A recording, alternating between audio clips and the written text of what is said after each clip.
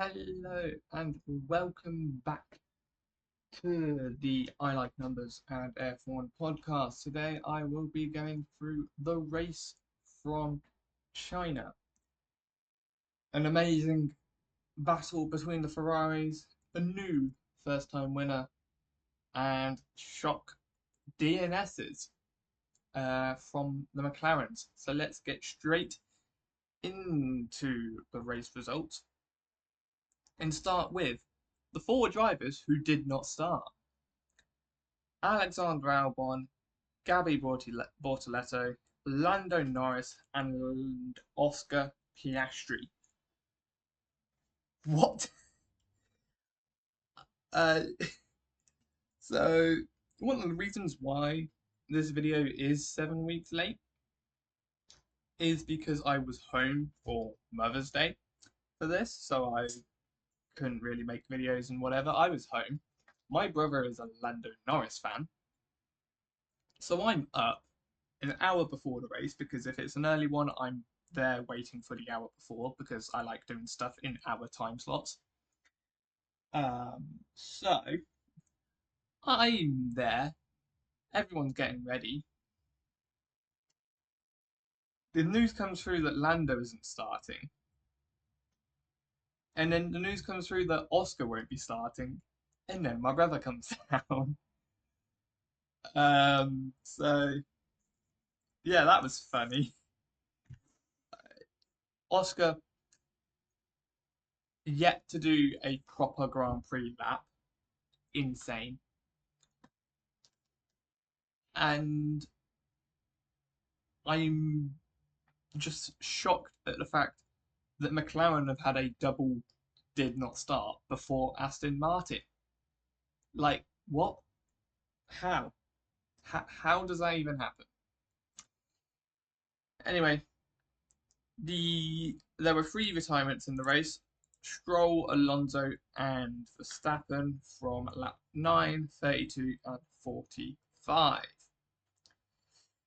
Now on to the drivers that did finish the race. We had Sergio Perez in 15th, Ocon, Bottas, Lindblad, and Hulkenberg all not score a point.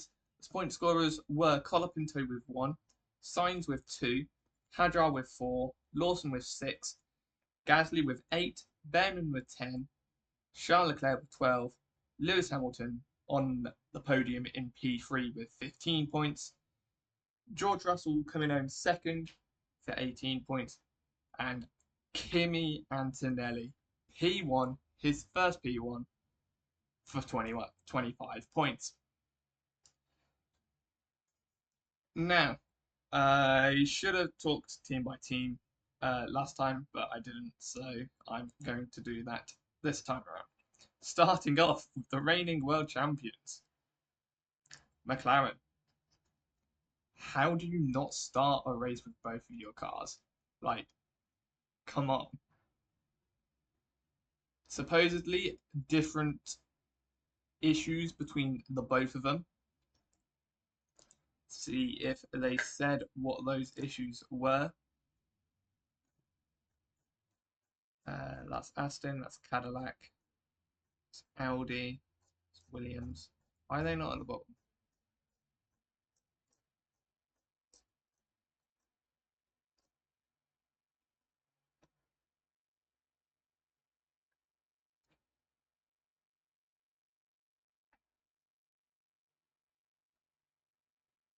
Uh, Lando just saying electrical issue. Same as same with Oscar.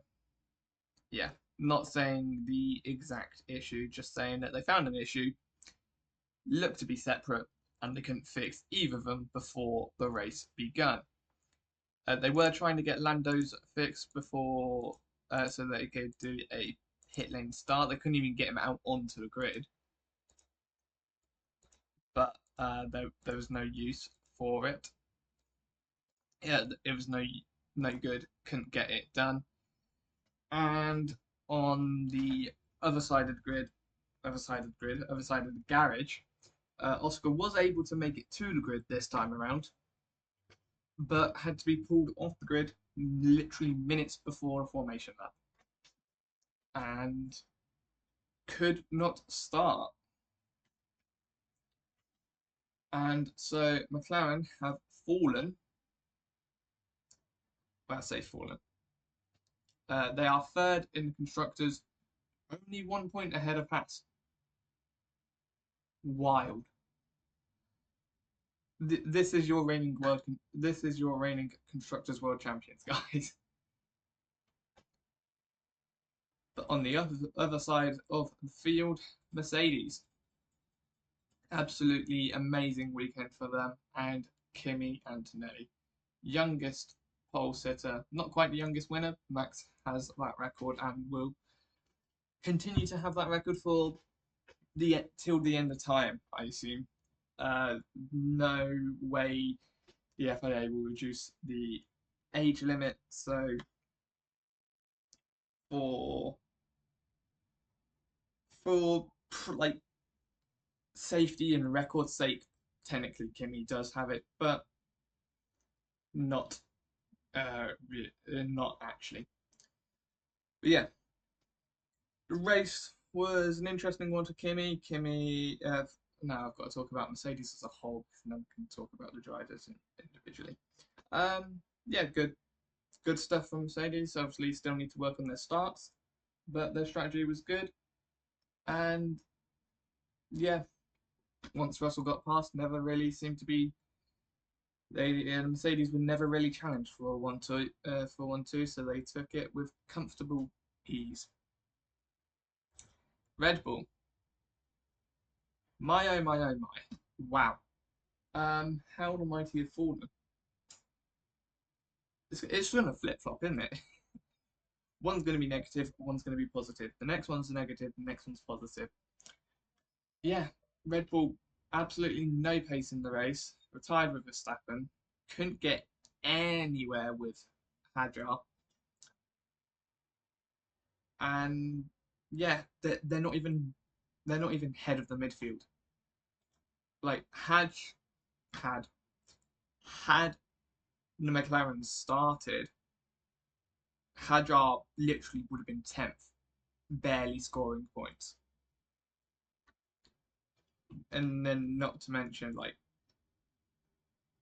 Bortoleto or whatever. Like he would have been on the cusp of the points, which is insane. However, someone not on the cusp of the points was Mercedes. Ferrari, P2 in the constructors now. 31 points behind Mercedes. Pretty decent race from them. Very enjoyable fight between their two drivers. And yeah, literally the best they could have done. They probably.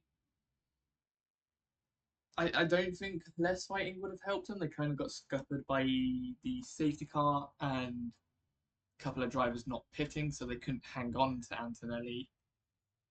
But yeah, very good weekend from Ferrari. P3 and P4. If they can just improve their engine now, they could be in a shot for actually challenging Mercedes. Someone that is not able to challenge Mercedes at all is Williams. But they do get their first points of the season.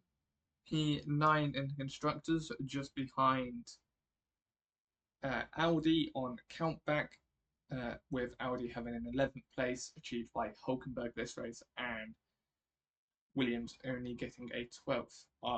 Obviously ignoring their P9 finishes from either of their drivers.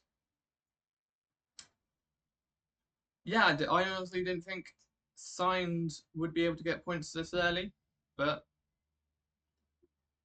if I said that last year, you would have called me crazy. Yeah, I am regretting putting them high up now, but I guess so is everyone.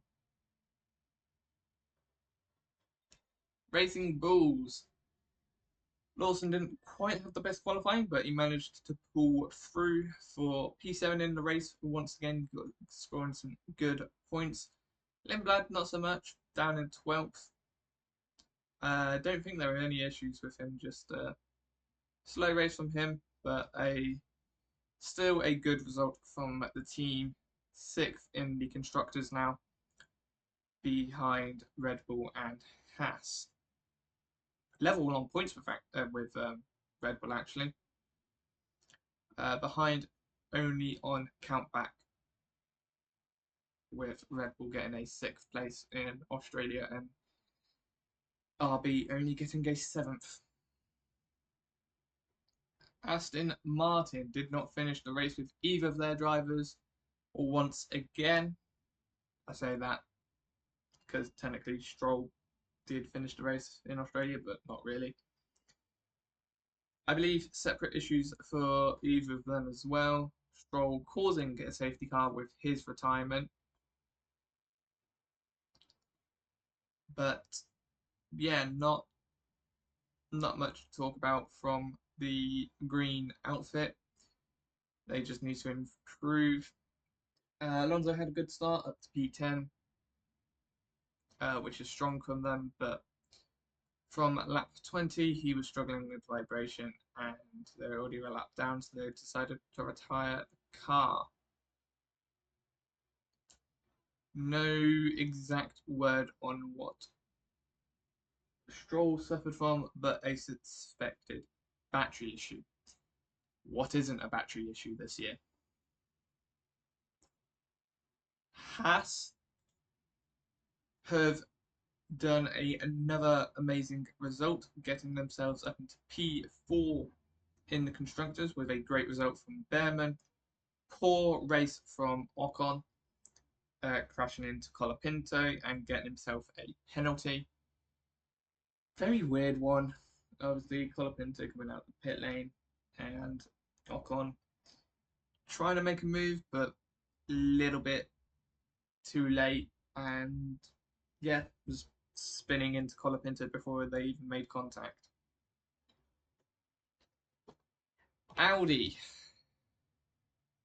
have yet to start with both cars. Not on the extreme levels of McLaren, but did not start Australia with Hulkenberg, and this time around did not start with Bortoleto. But a pretty decent-ish result from Hulkenberg at face value, P11.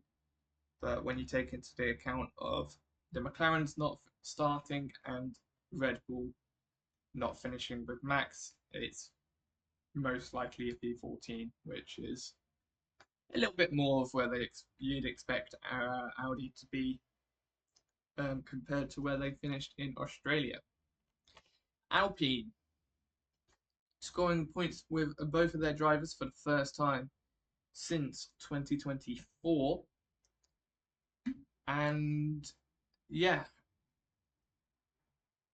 very decent result from Gasly to get P6 and a very good drive from Colapinto to make up from that incident with Ocon to get P10. And last but not least, Cadillac. Very close to points with P13 for Bottas, but again, needed a little bit more luck to get to the points, and they are not quite there just yet. So, on to the individual drivers then, starting with, gonna go in reverse this time around, Alexander Albon. Not much to say. Couldn't even start the race. 3 of the 4 cars that did not start were Mercedes power units, and it was a hydraulic problem for Albon that could not get him to start the race. They were hoping to get on track to get some laps and data, but they were unable to. Bortoleto, I don't know why I hid Alex. I could have just said unhid Bortoleto because Bortoleto's image is on top. Bortoleto did not start. Just saying, a technical issue. Tried to get him on track but could not. And so after his great performance in Australia, unable to repeat it this time around, Not only because of bad luck, but didn't really seem to have the pace this time around either. Mostly with that mistake in qualifying, and just not so, not really anywhere in the sprint. On to the McLarens then, as I've said, separate issues for both of them. Reigning world champion couldn't even make it out of the garage. How does this happen? Like, when the rumours were that Mercedes were going to be top, I was like, well, clearly McLaren are going to be there with them then. Because as far as I knew, they stopped development halfway through the season. Sure, it kind of makes sense to continue development when they saw how Max was doing, but I'm pretty sure they thought they had it wrapped up, so they didn't. I'm pretty sure they still focused development on 26, but either way, like if you focused on 26 and you're nowhere, how?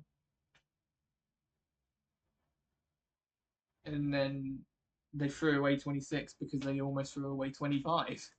Like, that's insane. But as a Ferrari fan, I'll take it. One less challenger for us at the front. Oscar Piastri not starting a main Grand Prix. Insane. Twice. Like, twice in a row. Um, I think, honestly, I think in these first two races we've seen more DNSs than we have in like the past 5 years almost, it feels like. So, can Oscar finally start? I mean, it's an interesting stat. If because the the championship points in are from the FIA's official document that they release, doesn't it include sprint results? So you can look at Oscar Piastri and it says not classified, but with 3 points.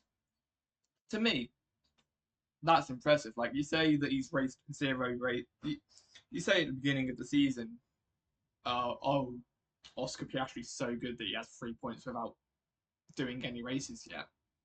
And you're like, oh, that's amazing. Until you hear that that's because of the sprint result and he hasn't started even the first two races. That's not as impressive. So hopefully for his sake he can actually start a race. It feels so weird saying this after Japan, pretending that Japan doesn't exist. Oh yeah, if I hadn't made that clear, I am pretending that Japan hasn't existed yet. I'm pretending that I'm doing this on Sunday of the Chinese Grand Prix, even though I'm not. Lance Stroll, issue with his car, had to stop 10 laps in, couldn't get him back out because he didn't retire in the pit lane. Not much to say on their side. Just, yeah, disappointing from Aston Martin, but I can't keep saying that because it's getting repetitive. Fernando Alonso, on the other hand, at least had a good start, getting up into 10th. However, taking your hand off the steering wheel down the main straight, the back straight, sorry, is not ideal. Realistically, you're supposed to drive a car with both of your hands. You can play Mario Kart with one hand, but this ain't Mario Kart as much as it's trying to be. Yeah, not ideal. Um, yeah, there's not much more to say.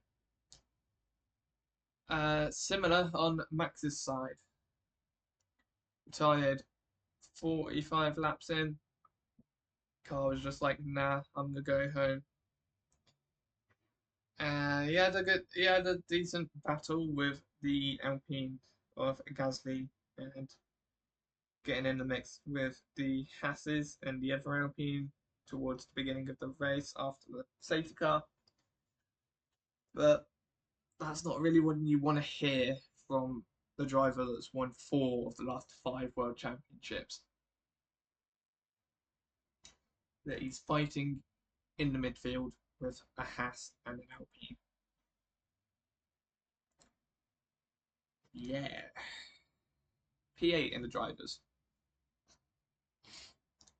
Checo Perez. Surprisingly not shown on the highlights, but well, I say highlights. Might have been shown on the F1 highlights, but it wasn't shown on Sky Sports highlights, which are arguably better. I don't know why. It's stupid. Like, why can't the main F1 channel have the better version of the highlights? Like, seriously. It's like 8 minutes long, whereas the Sky Sports one was 17 minutes long. Anyway, Perez 15th, contact with his teammate, entirely his fault, I believe. I don't remember the onboard. I've seen it, I just don't remember what exactly happened. I do think it was Perez's fault, though. Let's see what he said about it. Yep. Had contact with Valtteri at the start, which was on him. He was a bit optimistic and didn't realise he had nowhere to go. Cost him some time, and then every time he was closing the gap, he had a couple of issues with energy deployment and ended up losing more than 20 seconds. Yeah, not ideal from Checo, but live and you learn, I guess. Esteban Ocon. Already talked about the incident a bit, but yeah, it was good at the start. He was ahead of Behrman for a bit. I think probably due to the safety car and pit stops though. And yeah, good fighting with Colapinto until Colapinto's pit stop, where Colapinto comes out. And then into turn 1, quite clear of Ocon. And then in turn 2, Ocon just sends a move, not quite space, very late, and caused contact with the Alpine. On to the other Cadillac of Valtteri Bottas. I believe he may have got some damage from the incident with his teammate, but I don't think it was that bad, to be honest. And yeah, very decent-ish result, I think. Obviously a lap down, which is much better than in Australia, being 3 laps down. But yeah, still 33 seconds off of Lindblad ahead of him. So Cadillac still got some pace to find, but they're reliable, which is pretty decent for them. So if they can get lucky, they might be able to score some points. Someone that has scored some points, but not this time around, is Lindblad. Kind of just a slow race for him. Didn't see much of him in the highlights. Didn't see much of him in the main coverage, I don't think. He was fighting with his teammate and someone towards the beginning of the race. I think Gasly. But decent-ish result from him to get 12th, but not as impressive as his teammate was able to do. Hulkenberg, first time starting a race and getting P11. Decent-ish result from Audi, and when you take into consideration everything that happened, kind of where you would have expected them at the beginning of the season. But after Australia and how well they were doing in testing, you would have expected them to be a little bit higher up this weekend around, but not quite. So as long as they can start with both drivers next time, they should be able to start getting some more consistent points. someone that is finally able to score some points was Franco Colapinto. Despite the incident with Ocon, he managed to get into the top 10. Should have been higher up, probably would have been around where his teammate was, had he obviously not had the incident with Ocon. Unfortunate from his side, of course. But to be fair, he did stay out under the safety car and probably had a bit of a hampered strategy anyway because of that. So may not have actually got any higher. Probably P9 or P8 was on the cards. Obviously, P9 was on the cards. Just couldn't get past signs. Maybe P8 would have been possible had he not been spun around. 8 sec. No. He was a lap down, so maybe not actually.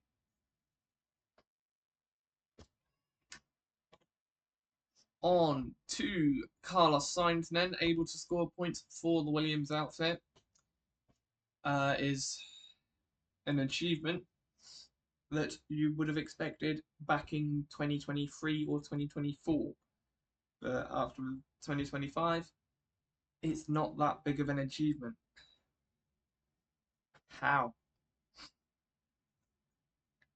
I will say though, they do almost have more points than Oscar Piastri.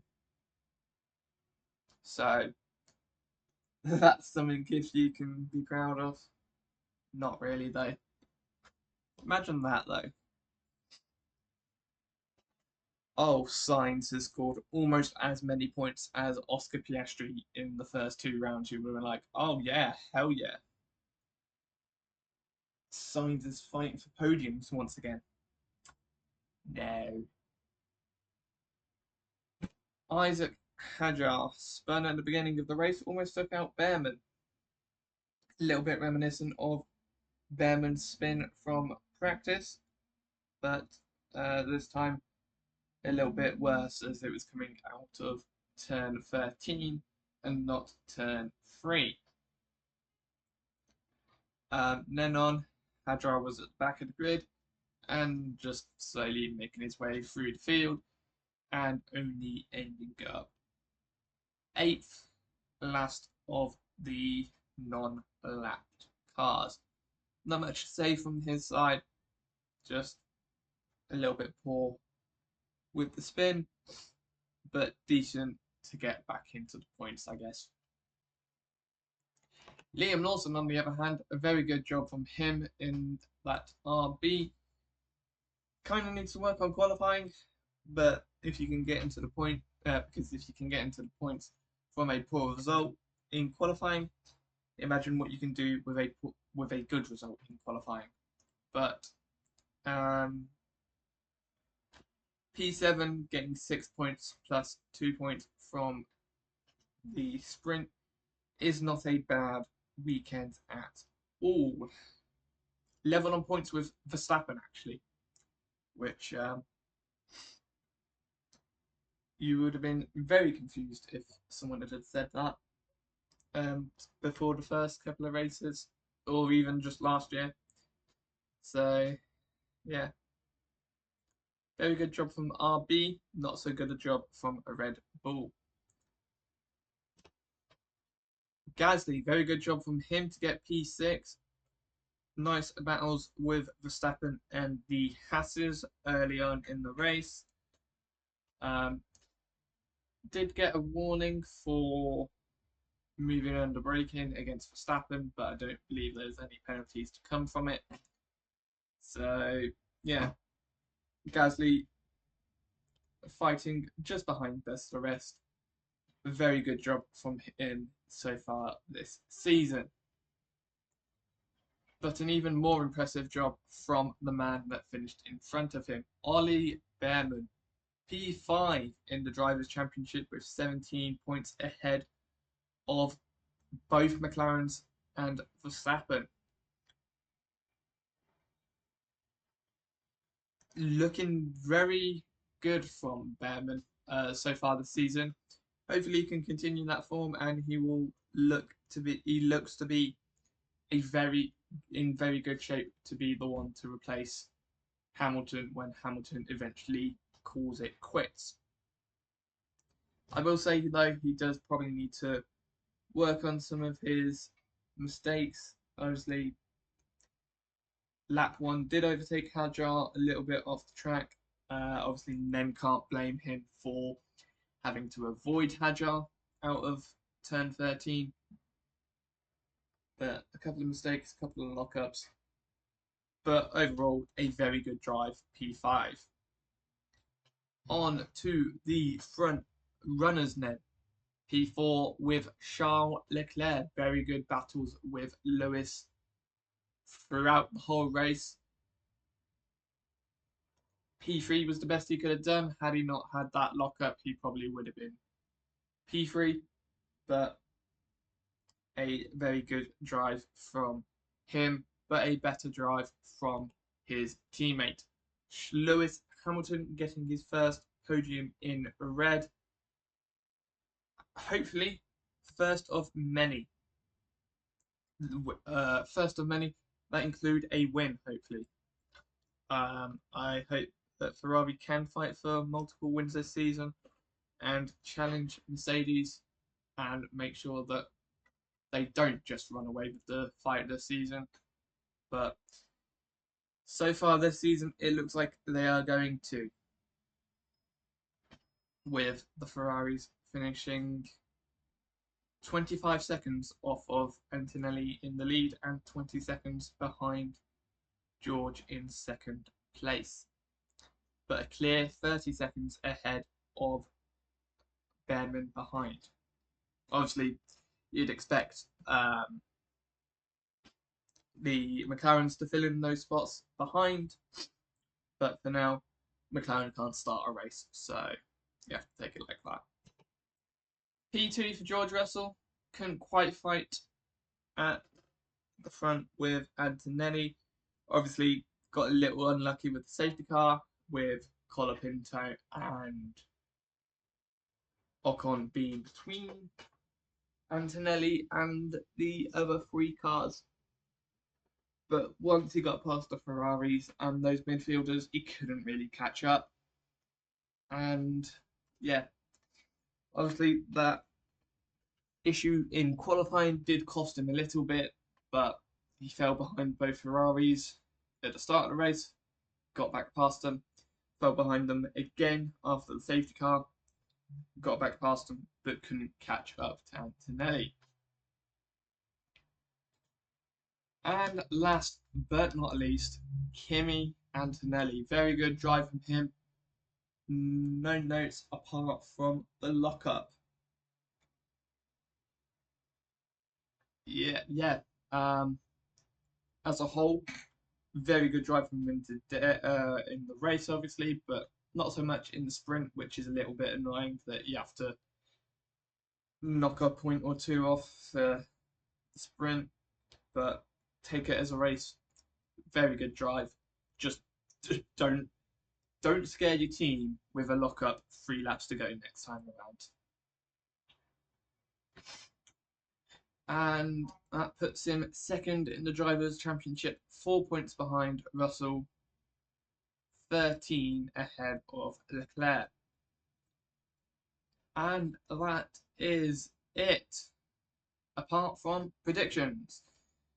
Almost forgot about predictions. How could I forget about predictions? I've been working on the code for it the past half an hour before this because it didn't work. Hopefully it works now.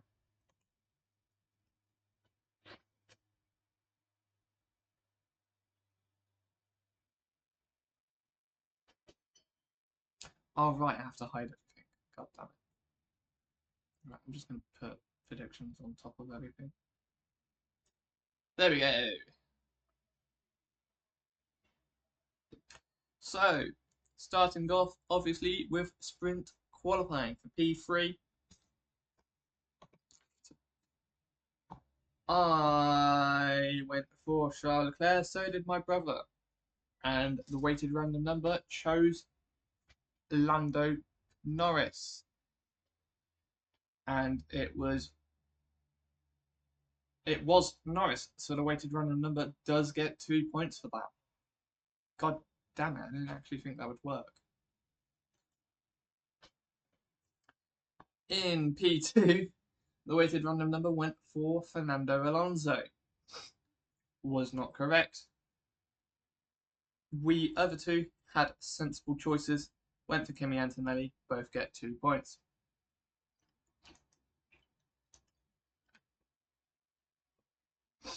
And sprint pole was George Russell. Me and my brother get 2 points for that. The weighted random number went for Antonelli. Does not get the points for that. Does actually, though, get 1 point for putting him in the top 3 correctly, though. On to the main sprint. P3 was Hamilton. My brother gets the 2 points for that. The weighted random number chose Oscar Piastri, and I chose George Russell. So I get a point for that, and the weighted random number gets 0 points. In P2 was Charles Leclerc. My brother correctly predicted Charles P2. I incorrectly predicted Lewis P2. And the weighted random number does put George in the top 3. So my brother gets 2 points, I get a single point, and the weighted random number gets a single point as well.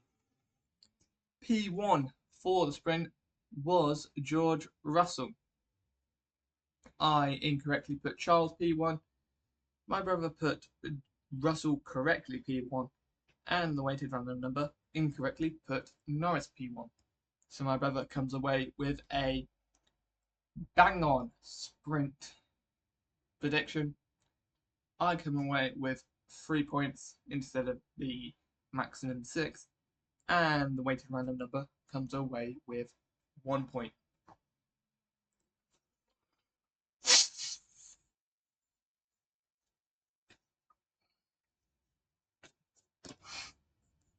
Nose feels blocked, I don't know why. On to the qualifying head-to-heads. The weighted random number is the only one incorrect, as at Cadillac it was a Bottas. Obviously, Perez not able to qualify. No, wrong one. He was able to qualify. It was the sprint qualifying that he couldn't do anything, actually. At Alpine, it was Gasly, so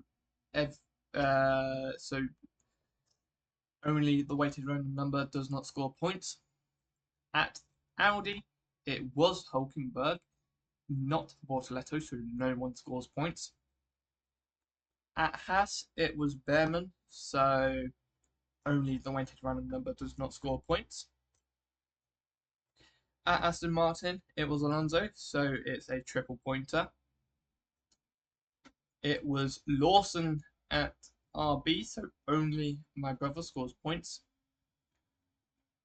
It was Sainz at Williams, so only the weighted random number scores points there. It was Hamilton at Ferrari, so only the weighted random number scores points there. It was Verstappen at Red Bull, so we all score points there. It was Kimi Antonelli at Mercedes, so the weighted random number scores points there. And it was Piastri in the McLaren, so I score the only point there. For the podium, for the top 3 in qualifying, it was obviously Hamilton P3. I incorrectly put Charles. My brother incorrectly put Antonelli, and the weighted random number incorrectly put Russell. So everyone but me scores a single point for correct in the top 3 but wrong placement. P2 was obviously George Russell, for which my brother scores 2 points. The weighted random number scores 0 for putting Hajar, and I score 0 1 for putting Antonelli. Should have had more faith. As P1 was Kimi Antonelli. The weighted random number and my brother both picked Charles, so they both get 0 points.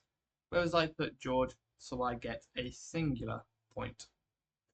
Meaning that from qualifying, I score 11 points, my brother scores 13, and the weighted random number scores 9. Obviously, including the sprint quality results. On to the race head-to-heads. At Cadillac, it was Bottas, so only I don't score a point. At Alpine, it was Gasly, so we all get points there.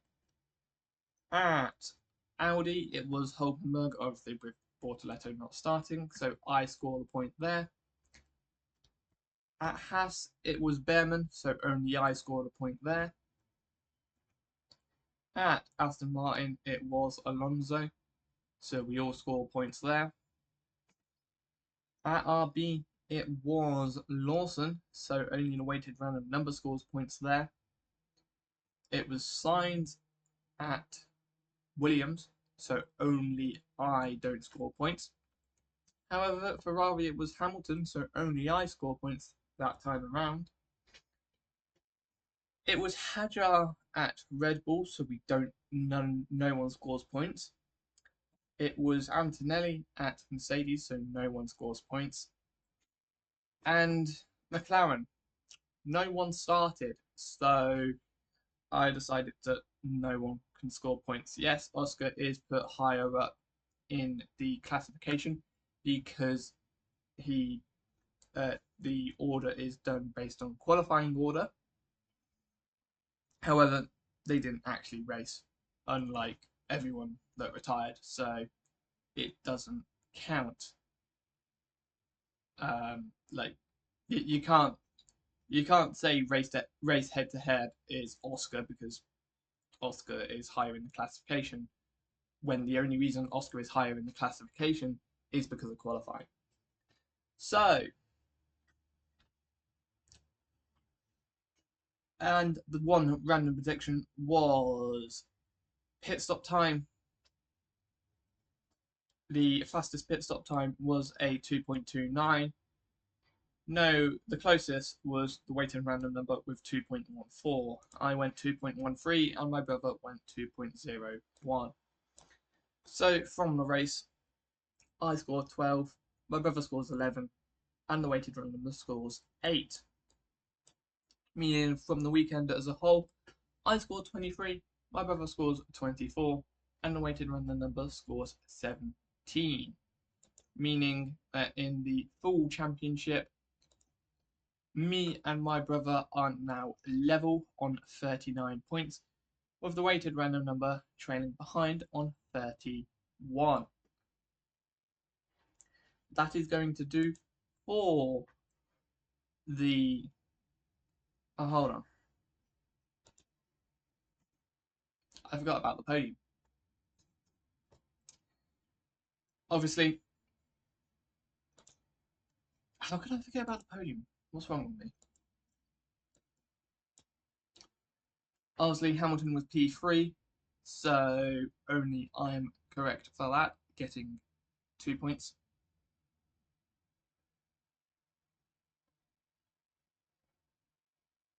Hold on. Oh yes, I was looking at the sprint points. I get 2 points for P3, and my brother and the weighted random number get 0 because Verstappen and Leclerc were not on the podium. P2 was George Russell. No one scores points. However, me and the weighted random number score 1 point each for having the driver in the wrong spot. And P1 was Kimi Antonelli. For all of us put George, which was incorrect, but he did finish on the podium, so we all get 1 point. There we go. That makes up for some of the points that I missed out. Yeah. Next up is Japan. I'm going to try and get these videos out as quick as I can before Miami's practice. So obviously in Japan's videos, I will talk about everything that existed up until that point in the weekend at Japan. And from Miami predictions onwards, I can talk about everything that's happened, as long as I get that out quick enough, hopefully. If not, it's just going to be a screenshot that gets sent to the post community chat, the viewer post thing, whatever it's called. It's not community. Community is only if you allow it to for the whole community to add. It's not viewer post, is it? Whatever. You know that thing. The thing that allows me to put images up. You know what I'm talking about. Anyway, I'm rambling. Bye.